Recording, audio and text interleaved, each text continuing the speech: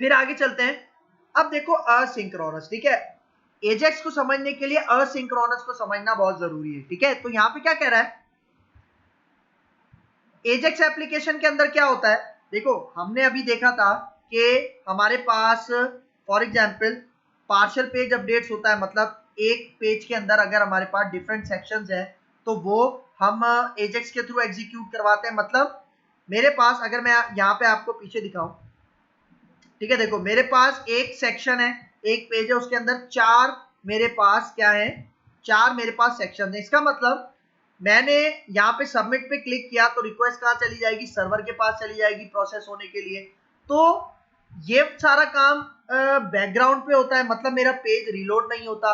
अब page reload नहीं होता, इसका मतलब मैं इसका रिजल्ट, इसका रिस्पॉन्ड आने का वेट किए बगैर मैं कहां पे जा सकता हूं, अपने सेकंड सेक्शन पे जा सकता हूं और वहां पे फॉर एग्जांपल मैं सबमिट पे क्लिक कर दूं।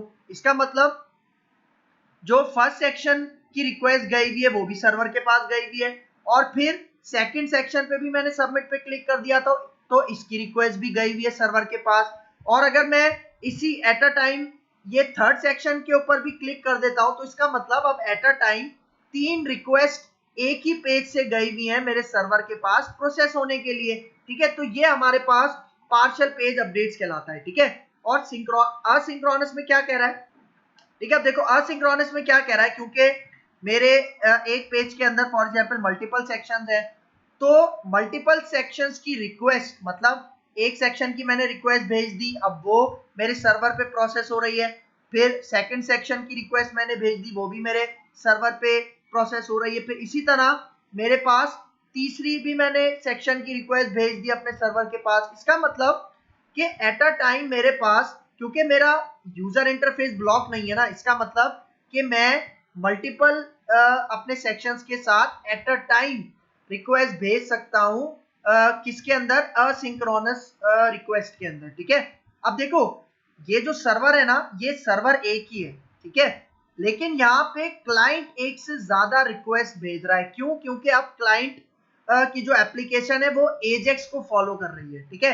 यही वजह है कि वो एट अ टाइम, मतलब उसने पहली रिक्वेस्ट की, अब वो रिस्पॉन्ड आने का वेट नहीं करेगा। क्यों, क्योंकि पेज रीलोड नहीं हो रहा, और इसी दौरान उसने दूसरी रिक्वेस्ट भी भेज दी, मतलब दूसरे फॉर्म पे भी क्लिक कर दिया, इसी तरह तीसरे फॉर्म पे भी क्लिक कर दिया, ठीक है। तो ये सारा जो प्रोसेस होता है ये किस में होता है, हमारी एजेक्स एप्लीकेशन के अंदर होता है, ठीक है।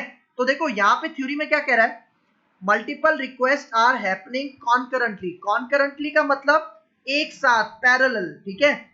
multiple requests are happening concurrently in the same time or client doesn't have to wait for a response from a server in order to make a new request। इसका मतलब हमारा जो क्लाइंट है बेशक उसने रिक्वेस्ट कर दी है और सर्वर के साथ रिस्पॉन्ड नहीं आया, लेकिन चूंकि वो ये सारा काम बैकग्राउंड में हो रहा है, मेरा यूजर इंटरफेस ब्लॉक नहीं होगा। इसका मतलब मेरे यूजर इंटरफेस के किसी दूसरे सेक्शन के साथ इजीली काम कर सकता है।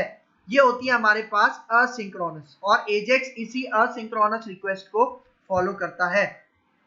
अब देखो यहाँ पे क्या कह रहा है, is the ability, asynchronous communication में क्या होता है, is the ability of a web application to send multiple request and receive responses for the server simultaneously, ठीक है। मतलब वेब एप्लीकेशन से एट अ टाइम मैं मल्टीपल रिक्वेस्ट सेंड कर सकता हूं और सर्वर उसे एक साथ प्रोसेस करके हमें रिस्पॉन्ड भेज सकता है, ठीक है। जिस तरह मैंने इस फिगर में आपको बताया, हमारा क्लाइंट रिक्वेस्ट भेज रहा है, एक से ज्यादा रिक्वेस्ट भेज रहा है सर्वर के पास, और सर्वर भी उसे प्रोसेस करके रिस्पॉन्ड भेज रहा है हमारे क्लाइंट के पास, ठीक है। तो ये एसिंक्रोनस में होता है। फिर asynchronous communication enables you to work on the application without being affected by the responses received from the server, ठीक है। मतलब यहाँ पे क्या कह रहा है, asynchronous communication में क्या होता है, enables you to work on the application without being affected। मतलब आपने एक रिक्वेस्ट भेज दी तो आपको वेट नहीं करना कि उस रिक्वेस्ट का रिजल्ट कब आएगा। आपका जो यूजर इंटरफेस है वो ब्लॉक नहीं होता, आपका यूजर इंटरफेस एक्टिव रहता है, ताकि आप अपने वेबसाइट के साथ जो दूसरे सेक्शंस हैं उसके साथ भी आप वर्क परफॉर्म कर सकते हो, ठीक है। एक ये पॉइंट है। फिर देखो वही पॉइंट एजेक्स एप्लीकेशन जो कि असिंक्रोनस रिक्वेस्ट को फॉलो करती हैं, वो क्या होती हैं? Are non blocking. Non blocking मतलब as AJAX request are asynchronous, ठीक है। मतलब एजेक्स की जितनी भी रिक्वेस्ट होती है वो असिंक्रोनस होती है। इसका मतलब क्लाइंट से जो रिक्वेस्ट जाती है सर्वर के पास, सर्वर से वापस क्लाइंट के पास जब आती है, ये सारा काम बैकग्राउंड में होता है, ठीक है। और यही वजह है कि हमारा पेज रीलोड पे नहीं लगा हुआ होता, और जब पेज रीलोड पे नहीं लगा हुआ होगा तो इसका मतलब हमारा जो यूजर इंटरफेस है वो ब्लॉक नहीं होगा, नॉन ब्लॉकिंग होगा। फिर the user doesn't have to wait for the request processing to complete, ठीक है। मतलब मेरे यूजर को वेट करने की जरूरत नहीं है, वो मेरी वेबसाइट के साथ आगे भी एक्शन परफॉर्म करवा सकता है, ठीक है। और उतनी देर में उसे पहली रिक्वेस्ट का डेटा रिस्पॉन्ड मिल जाएगा, एक ये पॉइंट है। फिर even while the request is still being processed by the server, मतलब जो मैंने पहली रिक्वेस्ट भेजी है वो अभी भी प्रोसेस हो रही है। The application remains responsive and the user can interact with the application, मतलब मैंने रिक्वेस्ट भेज दी है और फॉर एग्जाम्पल जो मेरी रिक्वेस्ट है वो 10 सेकेंड्स लेती है प्रोसेस होने के लिए, उसके बाद सर्वर रिस्पॉन्ड भेजता है क्लाइंट पे। तो उसके बावजूद मेरे पास जो मेरी एप्लीकेशन है वो रिस्पॉन्सिव रहेगी। रिस्पॉन्सिव का मतलब यूजर मेरी एप्लीकेशन के साथ इंटरेक्ट कर सकता है, मेरी एप्लीकेशन का यूजर इंटरफेस ब्लॉक नहीं होगा, ये इसका एक पॉइंट है। फिर when the request processing is complete, मतलब जब सर्वर हमारी रिक्वेस्ट को प्रोसेस कर लेता है बैकग्राउंड में, the user interface is automatically updated, मतलब आपका यूजर इंटरफेस ऑटोमेटिकली अपडेट हो जाएगा, ठीक है। मतलब आपको पता भी नहीं चलेगा और आपका यूजर इंटरफेस अपडेट हो जाएगा। क्यों पता नहीं चलेगा? क्योंकि रीलोडिंग तो होगी नहीं, ठीक है। इसलिए जैसे ही रिक्वेस्ट जाएगी क्लाइंट से सर्वर के पास और सर्वर से जैसे ही रिक्वेस्ट आएगी वो आपको फौरन आपके वेबसाइट के ऊपर, वेब ब्राउजर के ऊपर नजर आ जाएगी, ठीक है। This is not the case with synchronous request, मतलब ऐसा सिंक्रोनस रिक्वेस्ट में नहीं होता। मतलब the user interface is block, क्योंकि सिंक्रोनस रिक्वेस्ट में क्या होता है, क्लाइंट से रिक्वेस्ट जाती है सर्वर के पास और सर्वर जब तक उसे प्रोसेस करता है मेरा पेज रीलोडिंग पे लगा रहता है, और पेज रीलोडिंग पे लगा हुआ इसका मतलब मेरा वेबसाइट का यूजर इंटरफेस ब्लॉक्ड है, मतलब मैं उसके साथ कोई एक्शन परफॉर्म नहीं करवा सकता। And the user cannot do anything else until the request has completed the processing। इसका मतलब सिंक्रोनस रिक्वेस्ट में क्या होता है, जब तक मेरी जो रिक्वेस्ट थी क्लाइंट की जो वो सर्वर के पास प्रोसेस होने के लिए जाती है, जब तक वो प्रोसेसिंग कंप्लीट नहीं होती तब तक मेरा यूजर इंटरफेस क्या रहता है, ब्लॉक्ड रहता है और मैं उसके साथ कोई एक्शन परफॉर्म नहीं करवा सकता। ये होता है सिंक्रोनस में, ठीक है। ठीक है, अब एसिंक्रोनस में यहाँ पे यही कह रहा है, asynchronous means that we are exchanging data to और from the server in the background without having to refresh the page. इसका मतलब हमारे पास जो एसिंक्रोनस रिक्वेस्ट में क्या होता है कि हमारे पास जो भी डेटा क्लाइंट से सर्वर के पास जाता है और सर्वर से वापस क्लाइंट के पास आता है, ये सारा काम कहाँ पे होता है, बैकग्राउंड में होता है। और इस केस में हमारे पास जो पेज होता है वो रिफ्रेश नहीं होता। ये सबसे बड़ा एडवांटेज है एजेक्स का, ठीक है। फिर हम आगे चलते हैं। अच्छा, अब देखो यहाँ पे इंपॉर्टेंट पॉइंट, एजेक्स हेल्पर्स, ठीक है। अब एजेक्स हेल्पर्स क्या होते हैं भाई? देखो, एजेक्स हेल्पर्स से पहले हमने एमवीसी के अंदर HTML हेल्पर्स पढ़े हैं। तो HTML हेल्पर्स क्या करते थे?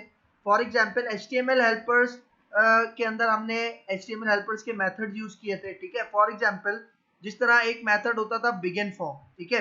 वो बिगिन फॉर्म क्या करता था? बिगिन फॉर्म हमें फॉर्म प्रोवाइड करता था, मतलब फॉर्म के टैग जनरेट करके देता था, ठीक है। फिर उसी तरह हमारे पास एक्शन लिंक एक हेल्पर होता था HTML का, जो हमें हाइपरलिंक जनरेट करके देता था, एंकर का टैग जनरेट करके देता था, ठीक है। इसी तरह और भी बहुत सारे HTML हेल्पर थे। अब देखो, जो HTML हेल्पर था हमारे पास कौन सा, बिगिन फॉर्म वाला, तो उसमें क्या होता था कि जब हम एक फॉर्म बनाते थे HTML बिगिन फॉर्म को यूज करते हुए, तो जब हम सबमिट करते थे तो तब हमारे पास पेज रीलोड होता था, ठीक है।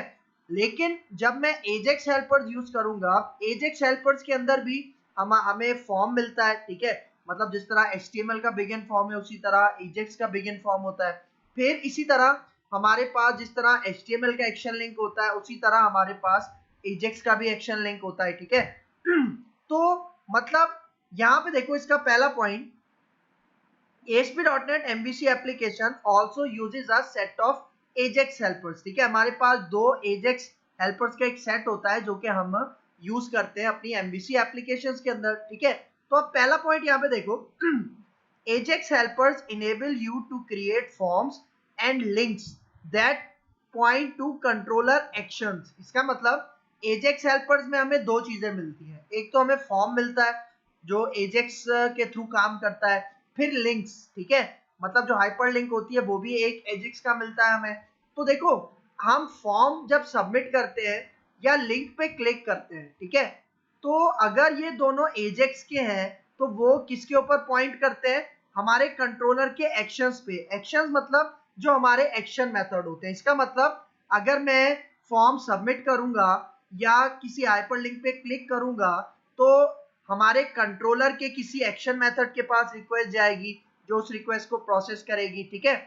फिर देखो अगला point, the only difference is that Ajax helpers behave asynchronously, ठीक है। मतलब HTML हेल्पर्स जो थे और एजेक्स हेल्पर जो थे उनमें एक डिफरेंस क्या है, जो एजेक्स हेल्पर्स होते हैं, ठीक है, ये असिंक्रोनसली काम करते हैं। असिंक्रोनसली मतलब, इसका मतलब अगर मैं एजेक्स हेल्पर्स में एजेक्स का फॉर्म यूज कर रहा हूं तो जब मैं सबमिट करूंगा तो वो जो रिक्वेस्ट जाएगी हमारे पास क्लाइंट से सर्वर पे और सर्वर से वापस क्लाइंट पे आएगी, ये सारा काम बैकग्राउंड में होगा, मतलब हमारा पेज रीलोड नहीं होगा। क्यों?